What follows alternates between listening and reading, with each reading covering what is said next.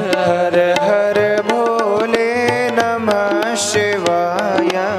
हर हर भोले नमः शिवाय।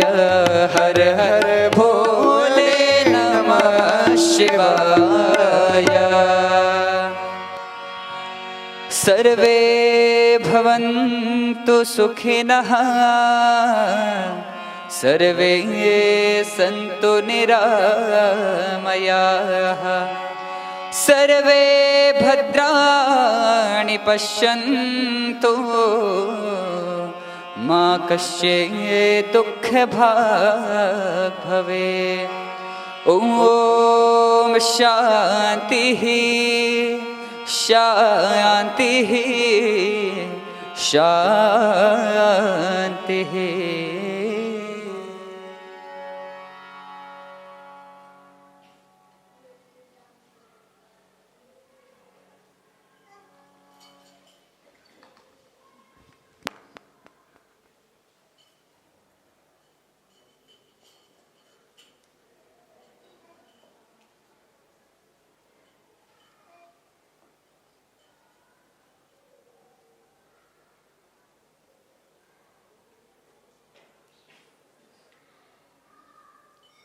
Welcome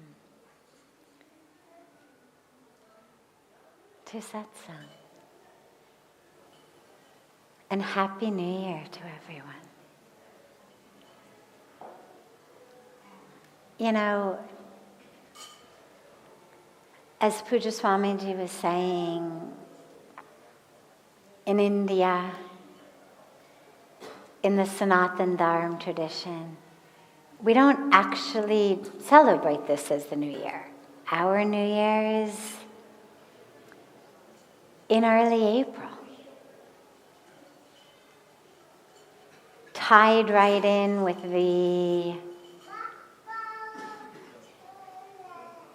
the springtime Navaratri, with the birth of Bhagwan Ram. But nonetheless, we'll celebrate this one also, because it's an opportunity. It's an opportunity to remember the preciousness of life. An opportunity to remember that the days are going by. The weeks, the months, the years are going by. And are we really making the best use of them? There are days in our life, but is there life in our days? So the New Year's birthdays, sometimes people say, well, you know, I don't really celebrate my birthday. That's fine, no need to have a big party, but they're a beautiful opportunity also, like New Year's. Just an opportunity to remember. Oh yeah, another year. Another year gone over which I have no control. It's over. And yet, at the same time, the universe being so incredibly generous and beautiful, just as we've lost one, just as it slipped through our hands and we can't rewind history and go back and unmake mistakes that we've made, in the same way, we get a whole new one, a brand new one to try a new one with, to start again. And so it's a beautiful, beautiful opportunity to dive into what can be different, what can be better. How can I adjust my way of thinking, my way of acting, my way of living, my way of understanding the world, to bring me actually closer and closer to that which I'm looking for. The real joy, the real peace, the awakening, the opening, the fulfillment. So, Happy New Year. And what a beautiful blessing, as I was saying on Ganga, for us to actually be here in this sacred land of new beginnings.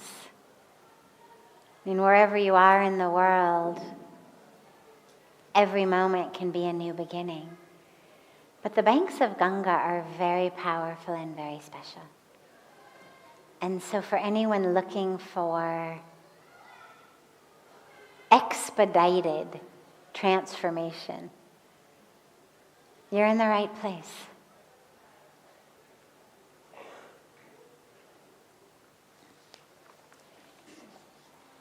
Starting with one of the questions that's come in advance from our family all over the world. And then we will open it up to any questions that anyone here might have.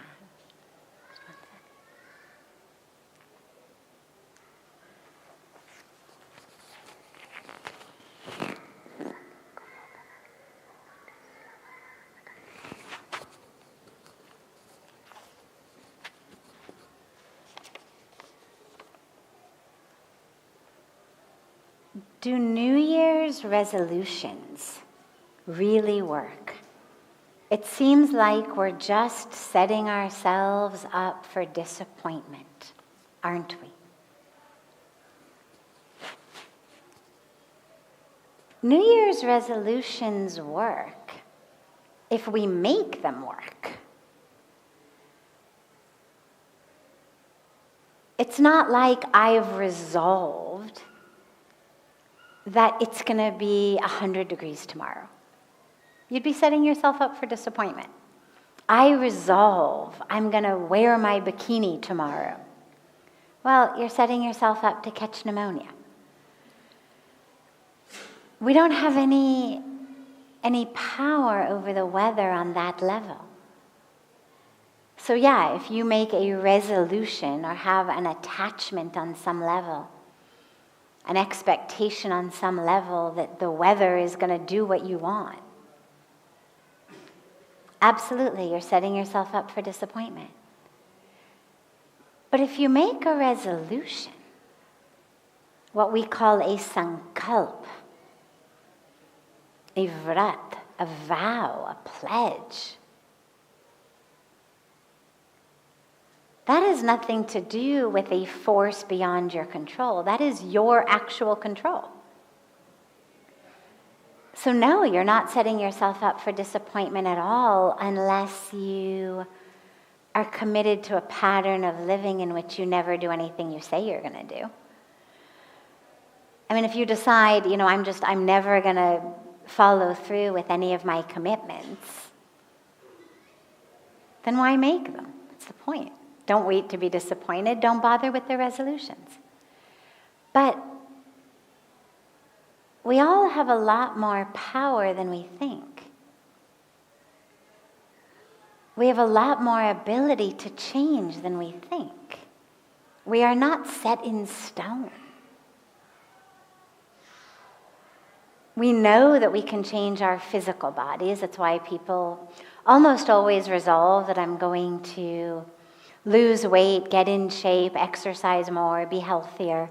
We know we can change that. But we also can change ourselves on a very deep level. I was studying, before I moved to India, I was studying neuropsychology. And at that time, 25 plus years ago, we were taught that the brain, once you had reached, your late adolescence, early 20s, that the brain no longer could be changed. That you only could change it when kids were little. You couldn't change your brain after that. The best you could do was give people medication.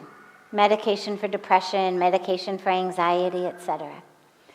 But in the last 25 years, the science of neurology has actually done a complete 180.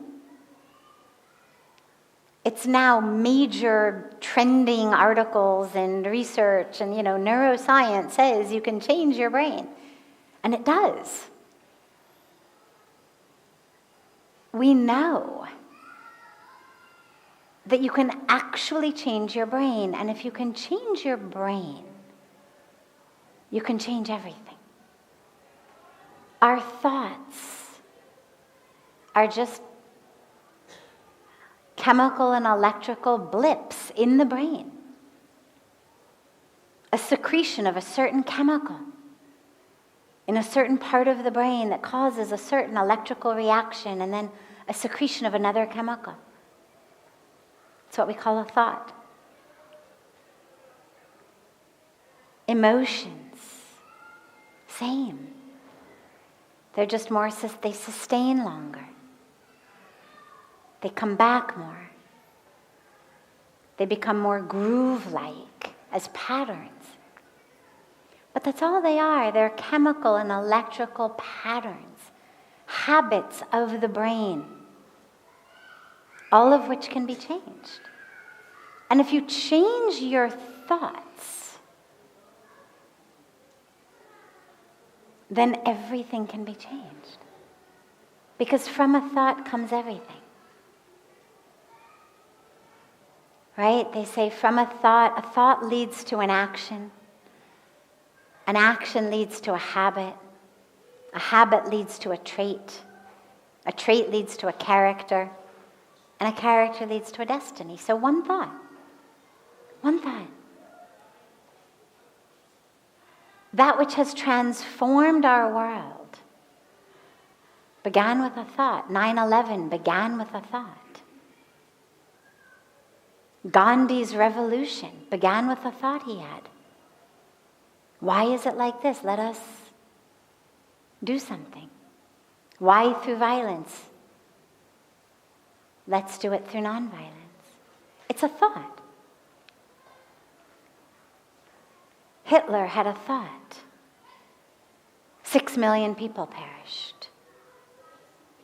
It's all a thought. Someone has a thought. They feed their neighborhood.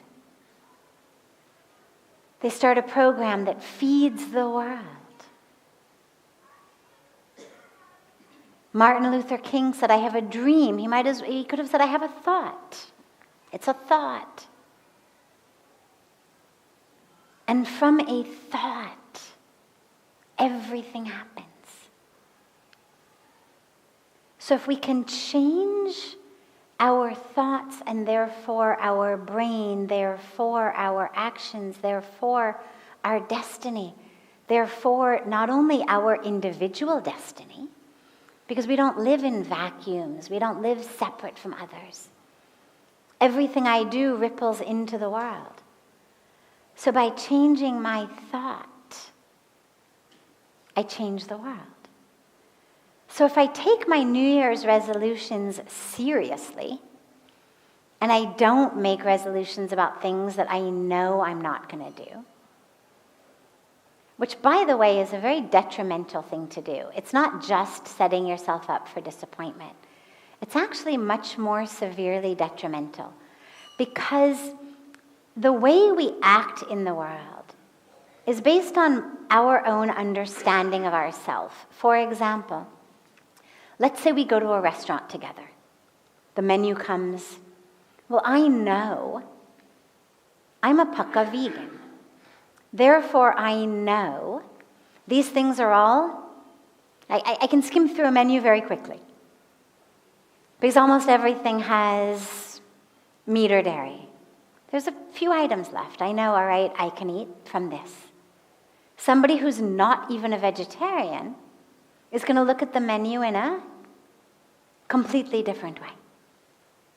So,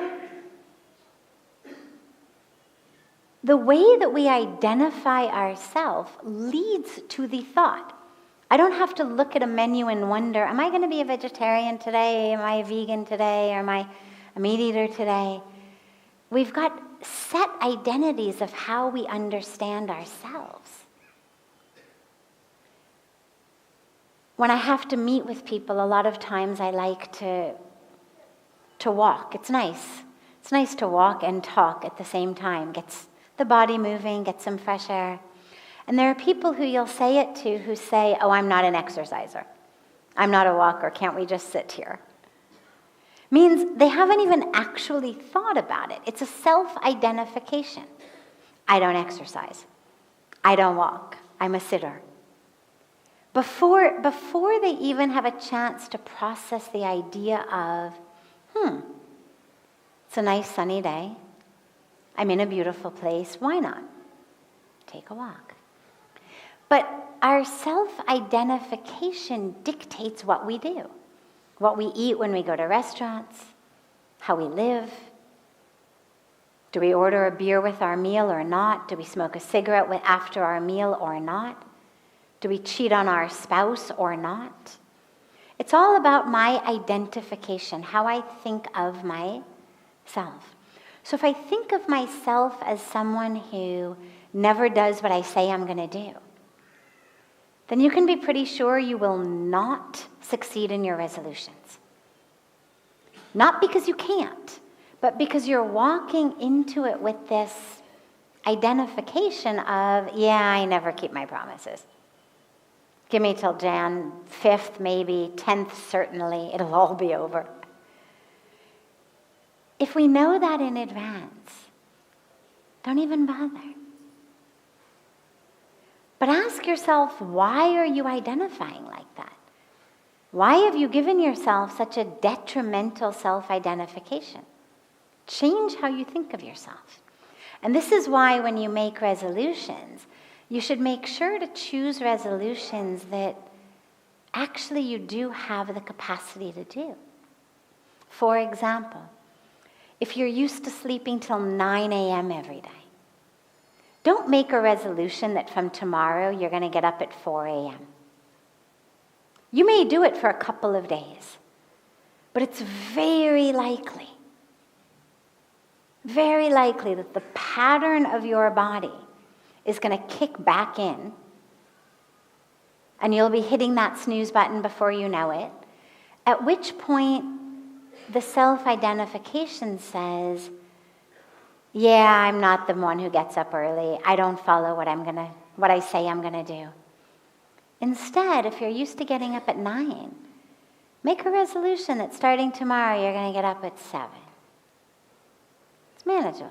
Maybe 7:30 if necessary. Give yourself a couple months. Feb 1st, March 1st, then you resolve, all right, from now it'll be 6:30. Give yourself another couple months. It's 5, it's 5:30. By this time next year, it can be 4 a.m. If you actually do it in a way that's manageable for you, so that you can actually achieve it, so that the self-identification can be, yeah, I'm someone who does what I say I'm going to do. And then that strength that you get, that strength propels you into then fulfilling your next resolution and your next resolution. So only resolve that which you know you actually can do if you set your mind to it. And then allow that whole way of thinking about yourself to become, yeah, look, I did it. I follow through with my pledges. I follow through with my resolutions. I have the strength. I can make changes. I do make changes. I have made so many changes.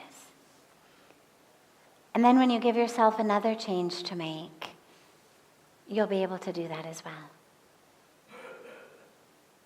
So don't set yourself up for disappointment.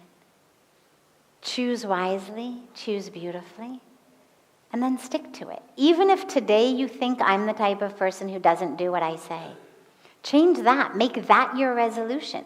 I become someone who does what I say I'm going to do. I become reliable. I become trustworthy.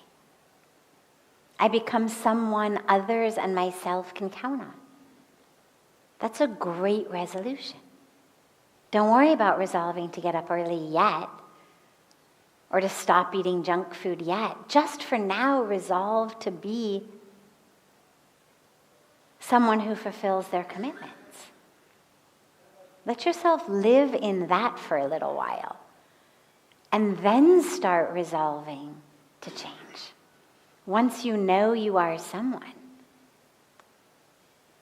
who sticks to your changes. We all have the power to change so much. Let's use it. It's what we've been given this beautiful gift of free will for.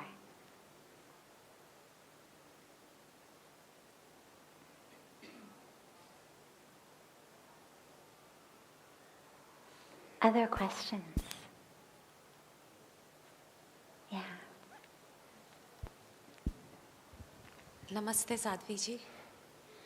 Sadhviji, my question is patience a virtue or a weakness? I want to put it in another way, like where we have to draw that line, like till, if any situation comes, till here we have to be patient, and after this we have to show our nails and horns. And in other words, I would say, like, I want to become like you. I want to keep smiling like you. I want to be like very calm as you are. I think most of us. But is it because like we are living in a different world, dealing with different people, and you are living in a life where you are more respectful and it's more possible for you? Are we dealing with more difficult people and it's not possible for you? Please guide me how to become like you. You know, it really is a choice. It's definitely not that you're living with more difficult people. It's definitely not that things are different on that level outside than in an ashram. Meaning, people are people. It would be great if putting on saffron clothes or white clothes or yellow clothes suddenly made you ego-free or attachment-free or anger-free or jealousy-free or expectation-free or competition and judgment-free. It doesn't. Yes, we have a beautiful blessing of being surrounded by people who are committed to their path. People who are really working to get as close to God as they can, working to be as pure instruments of the divine as they can. But we don't live in a cocoon. As you may have noticed, we do a lot of work in the world. We don't just lock all of the doors and sit and meditate amongst ourselves. So the world comes in here.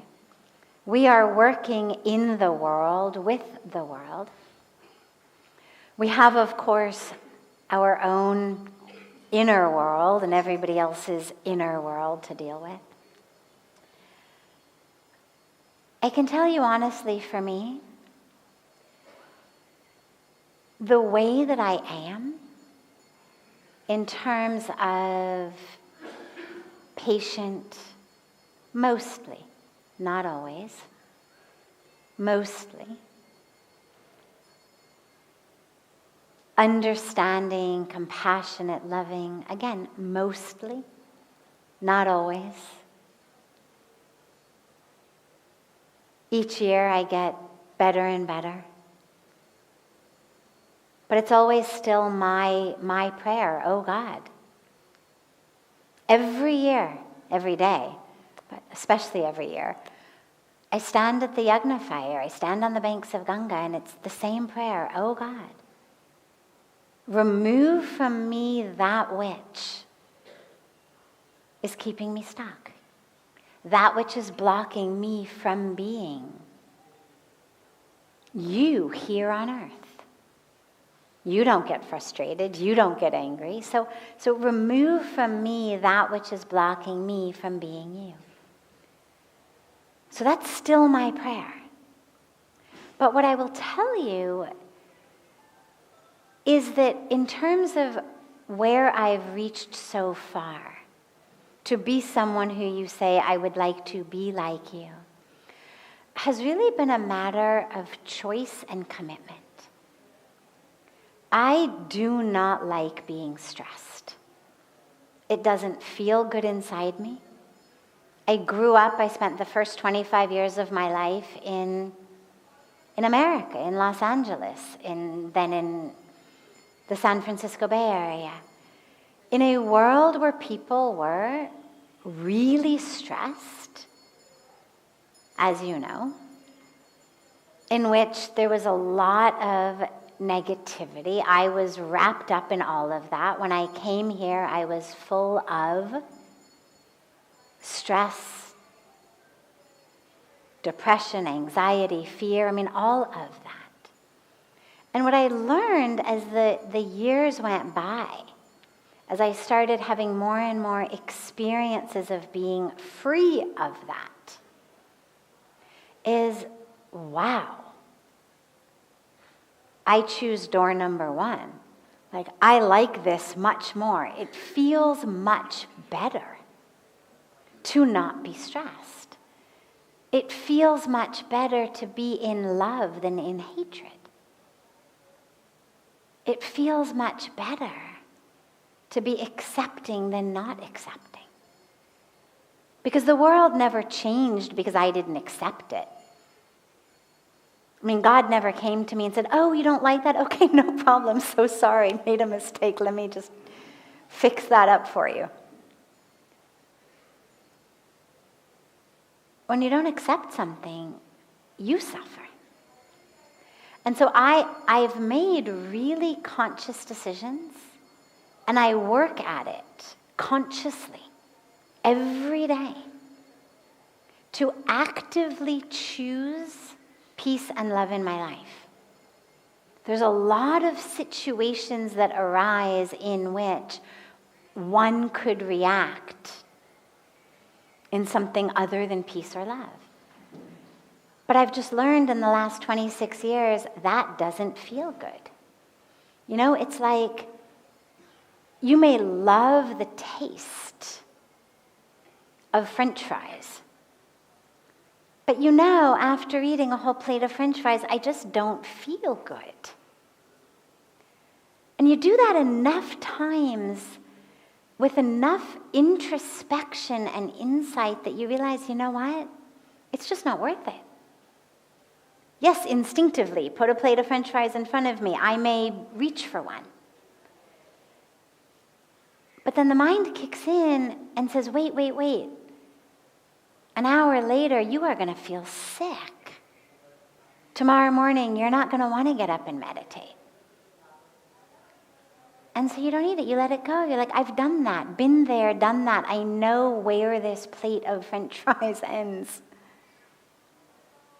And in the same way, I feel like I've done stress. I've done attachment, I've done anger, I've done grudges, I've done them enough in my life that I know where they end. And they never end pretty. I never feel like, oh, thank God I felt that because now things are better. It's always you're enervated, you're sapped of energy, you're unhappy. It leads you nowhere good. And so you can make the same choice I make. That's all it is. It's a conscious decision. The world is going to do what the world is going to do. But I don't have to get stressed or get angry or get upset just because you are.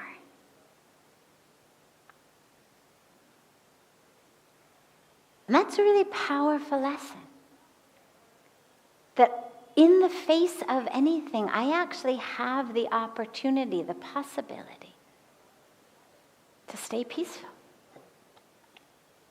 to stay happy. Doesn't mean I would have chosen that. Doesn't mean if I had a magic wand, I wouldn't undo it. But since it wasn't my choice how that person or that situation unfolded, since I don't have a magic wand to undo it, the only magic wand I've got is over my own emotions. And so I choose them to whatever extent possible. And what I have found over the years is that even when I do lose the peace and love experience, I'm much faster at bringing myself back because it's like, oh, it feels awful. And so you come back. And you can do that. You just have to get to a point in your life where you say, been there, done that, I know where this emotion is going. I'm not getting on that train. I've got another alternative. Yeah. And really, if I can do it, you can do it. It's a really strong just commitment to feeling better inside yourself. You know, a lot of us make decisions so that our bodies feel better.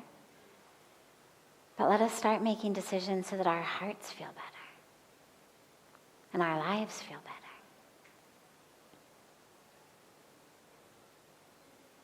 Other questions? Yeah. Here, either way. We'll take them both. Namaste, Sadhviji.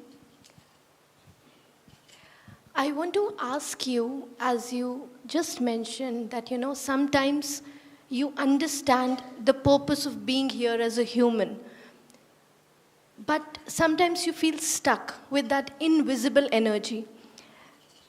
How I understand this is that I'm sure it's not easy to let it go just by burning it in a holy fire. How to I want to understand and take guidance from you, how to reinforce that in the daily actions, to let go of this invisible energy that keeps us stuck into attaining the purpose of our lives.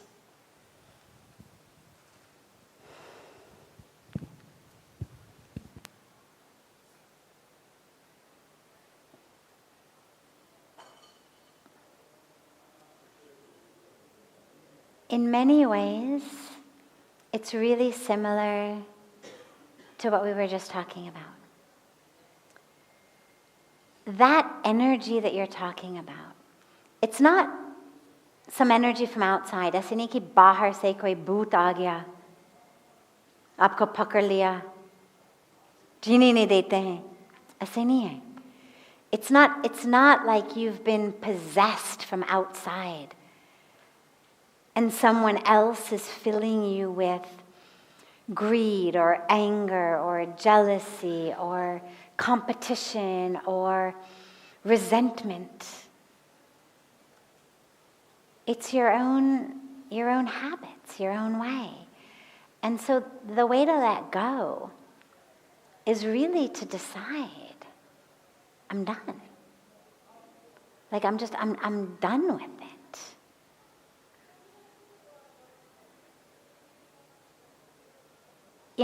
Think about something simple, not easy, but something simple like quitting smoking. Okay? It's also a habit. A lot of people who smoke cigarettes say they want to quit. Many of them do, many don't.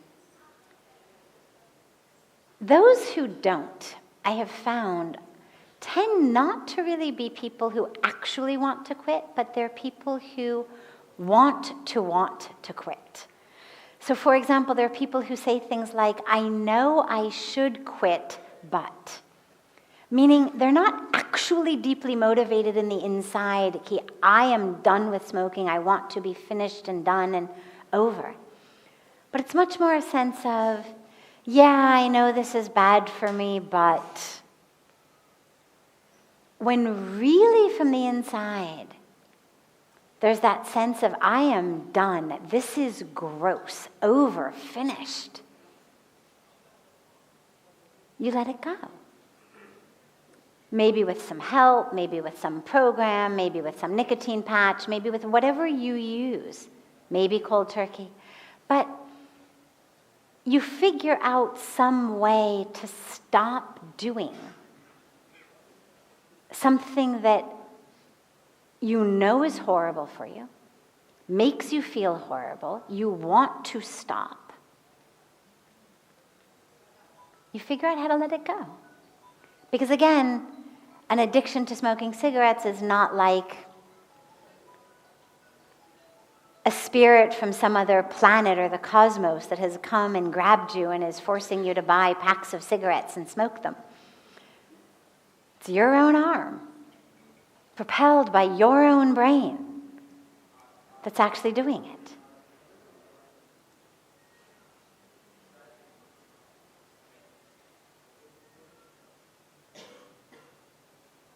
But you've got to reach that spot.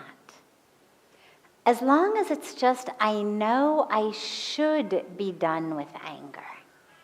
I know I should let go of my pain and grudges. It won't happen. You've got to get to a point inside where you really feel like, I don't want this anymore. This is hurting me. I want it out. And when you're really at that place, then you start to be able to work to let it go. And this evening, after dinner, we're going to have at 8:30, a beautiful meditation and fire ceremony on the banks of Ganga. Come.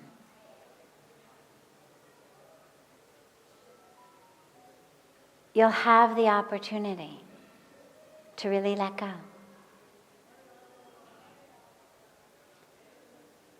Yeah, and for everybody, as you're struggling with that, really ask yourself, what am I holding on to? Why am I holding on? Recognize how what you're holding on to is hurting you. Get in touch with the inner ickiness of it. And really develop that kind of felt sense experience, the way that you do with cigarettes, for example, of just, no more. Like, stop, get out of my body, no more. Develop that same way with the anger, with the grudges, with whatever else you're holding on to. Yeah, beautiful. And tonight is a perfect opportunity for it. Yes.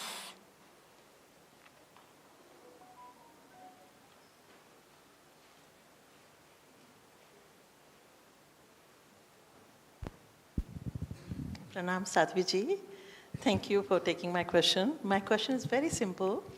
It's about mentor and more specifically about spiritual mentors. What can we do so we have more spiritual mentors?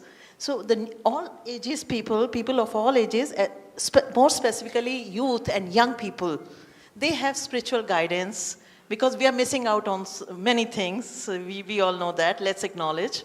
So what is ours to do? And we are talking about mothers, parents, society, everybody. What can be done? Some guidance, please. Thank you.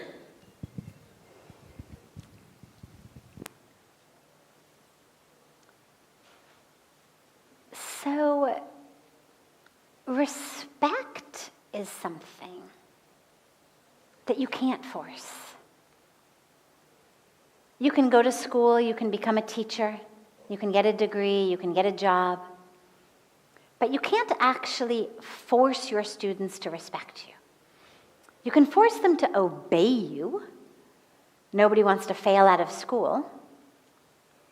But you can't force them to respect you.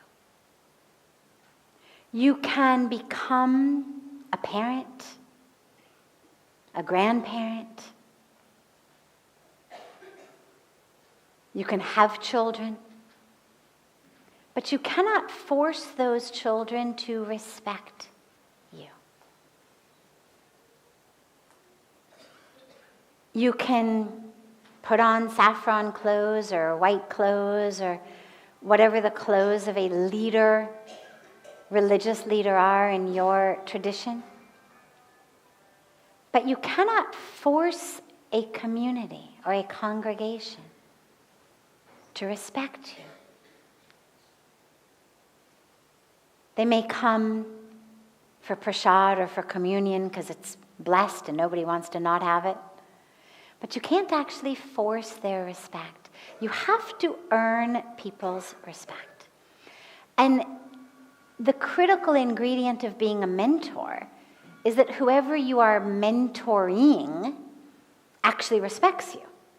Otherwise, you can hang a big sign on your chest that says mentor. But until and unless somebody actually comes to you for guidance, you're a mentor without a job, right? So you've got to have people actually respect you and actually listen to what you say. Standing up in front of an auditorium full of kids and giving a lecture to an auditorium full of students doesn't mean that they're actually going to take what you say. They may be giggling to themselves and waiting to run out of the room. So we may have a lot of opportunities to bring in influence, mentoring. But unless we are someone who those mentorees respect, we're not going to have any impact or influence. And what that means is that we've got a beautiful challenge, an opportunity, which is to become the people who others want to take guidance from. To become the sort of people who people want to follow, want to listen to, want to learn from. That's the opportunity we've been given. And as you know, people, even children, look for guidance. They go astray when they don't have it. But it's not that they don't look for it. They do.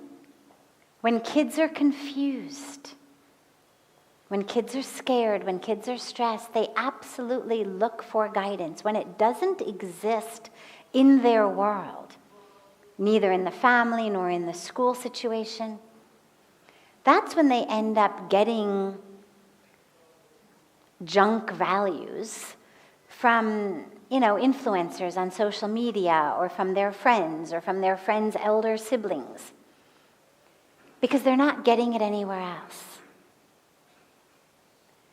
And so we as elders in a community have to show up as people who are engaged, involved, present, and are the sorts who the youth will want to listen to, who they will want to follow. And that's a beautiful opportunity for us.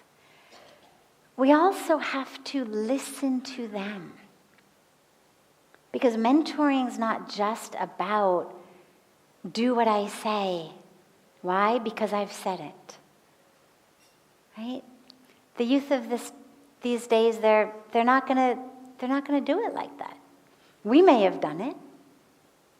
You go back a generation or two, depending on where you live, and people did things because they were told to.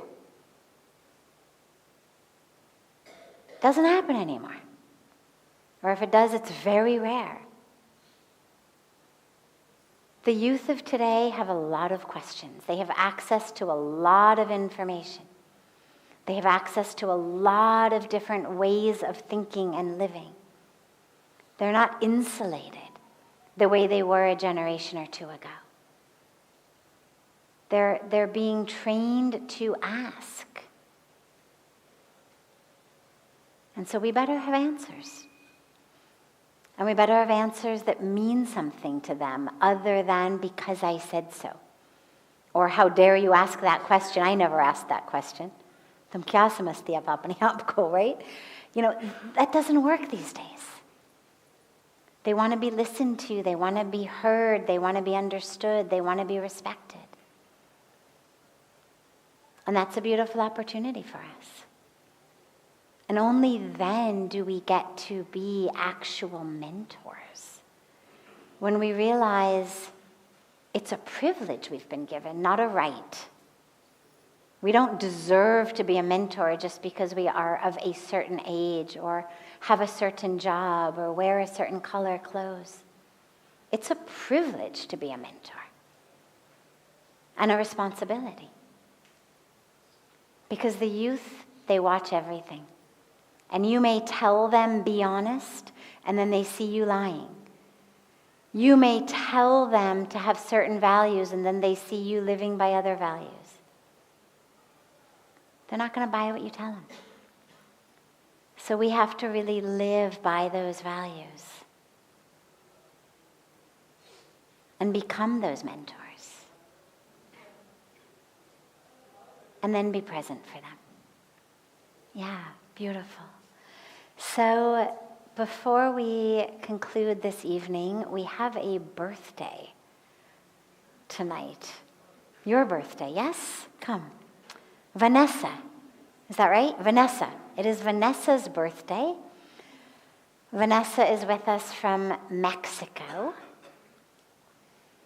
And we have a little satsang tradition with birthdays where we begin by singing happy birthday in English, just because it tends to be the one that everyone, regardless of where they are from, knows. And then we see how many different people we have of how many different languages. And then we get happy birthday sung in as many different languages as we can. Okay? So we begin in English, and if you happen to speak a language other than English, get ready to raise your hand and do happy birthday in your language. Okay. But all together, first in English that everybody knows. Happy birthday to you. Happy birthday to you. Happy birthday, dear Vanessa. Happy birthday to you.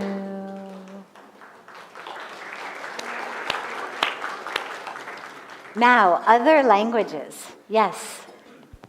Janam midam priye sakhi jishantanu tute sarvadamodam Shatayamaye bhavatu sayushi prachvara sada bhamavshakshatu parmana kirtimarjaye jivanam tuma bhavatu sarthakam dimamidam. This is a prayer saying, may your life be worth, may you be happy, and dear friend, happy birthday. In Hindi and little bit of Sanskrit. Thank you. Beautiful, yes. Sogime Modiana, Sogime Modiana, Sogime Mo, Sogime Mo, Sogime Modiana. What language is that? Lithuanian. Beautiful.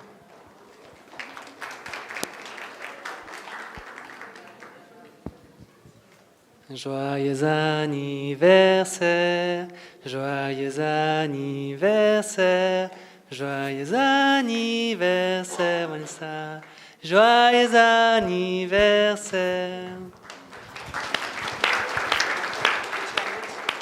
It's French. French, yes. Yes, two over here. And one over here, yes.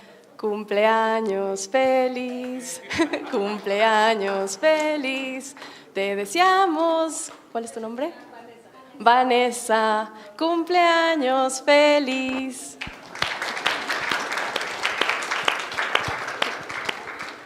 Yes. Yavia. Okay, okay.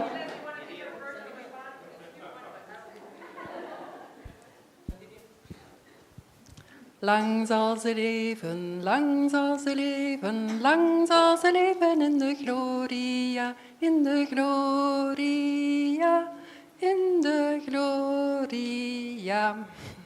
That was Dutch, from Belgium. We recognize Dutch because we usually have a woman who lived in the Netherlands for many, many years here. So we always get the Dutch version. Sandeep, yeah? Oh, one second. Do we have another mic? 1 second. We'll come right back to you. Okay. Yes. Parabéns pra você nessa data querida. Muitas felicidades, muitos anos de vida. Portuguese from Brazil. Beautiful.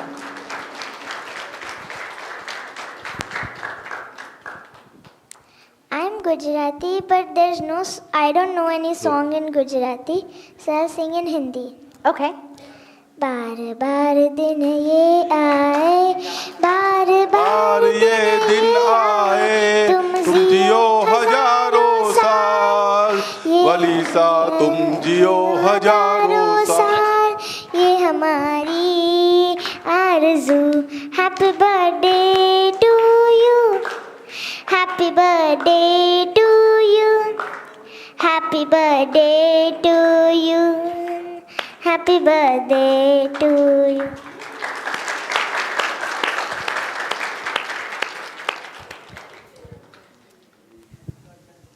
Tanti auguri a te, tanti auguri a te, tanti auguri a Vanessa, tanti auguri a te. And what language? Italian. What language? Italian. Great. Another one here, and then here. Moltes felicitats, moltes felicitats, et desitgem, Vanessa, moltes felicitats. Catalan. Wonderful. Yes, we had another one here. Yeah. 祝你生日快乐，祝你生日快乐，祝你生日快乐 ，Vanessa， 祝你生日快乐。 What language was that? Chinese. Beautiful. Any other languages? Okay, 2 more. 3 more. Честит рожден ден на теб, честит рожден ден на теб, честит рожден ден, Ванеса, честит рожден ден. What language was that? Bulgarian. Beautiful. Shengel chukaheo, Sengel chukaheo, Mani mani Sengel chukaheo, Vanesha is Korean. Wonderful. তোমায় আমরা ভালোবাসি তোমায় আমরা ভালোবাসি বালিসা জন্মদিনে তোমায় আমরা ভালোবাসি বালিসা মেক্সিকো থেকে এসেছো তোমায় আমার শুভেচ্ছা তোমায় আমার শুভেচ্ছা West Bengal Kolkata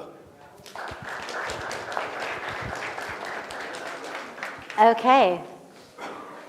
Any other language? Oh, one more over here. 2 more. Yes. Zum Geburtstag viel Glück, zum Geburtstag viel Glück, zum Geburtstag, zum Geburtstag, zum Geburtstag viel Glück. German. What language? Swedish. Ja må hon leva, ja må hon leva, ja må hon leva ut i 100 år. Ja visst ska hon leva, ja visst ska hon leva, ja visst ska hon leva ut i 100 år.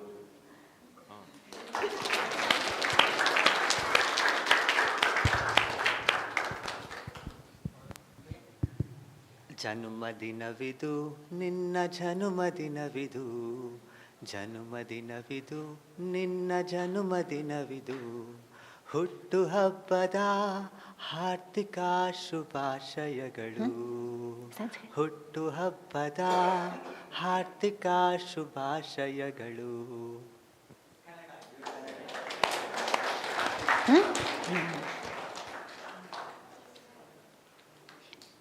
And yeah, anything before our Rishikumars in Sanskrit. All right, we've got one in the back.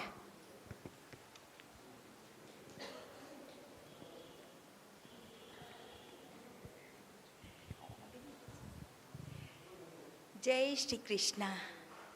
मैं Indore Dewas MP से जन्मदिन की बहुत बहुत बधाई बधाई बधाई.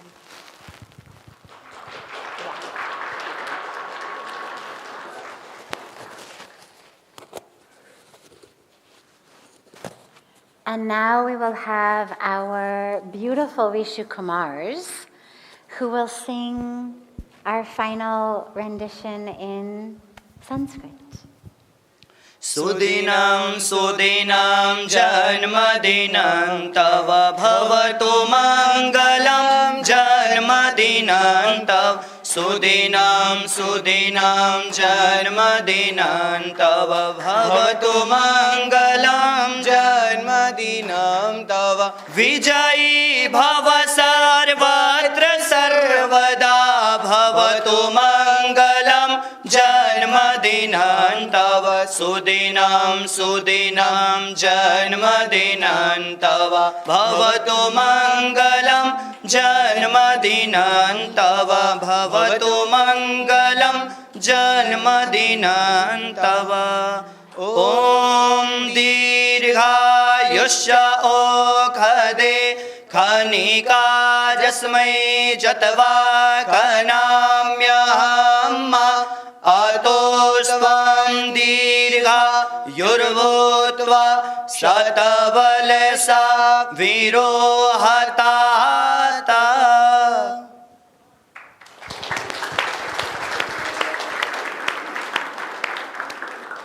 Happy, happy, happy birthday. Beautiful. Have a beautiful, beautiful rest of your evening. We invite you all to join us on the sacred banks of Mother Ganga at 8:30 for the beautiful fire ceremony, the New Year's fire ceremony. And join us tomorrow morning at 9 a.m. back on the banks of Ganga for a beautiful morning fire ceremony. Tonight is a letting go, a swaha ceremony, and tomorrow is a sacred ceremony of welcoming in the new year. So you are all invited to join us for both of those.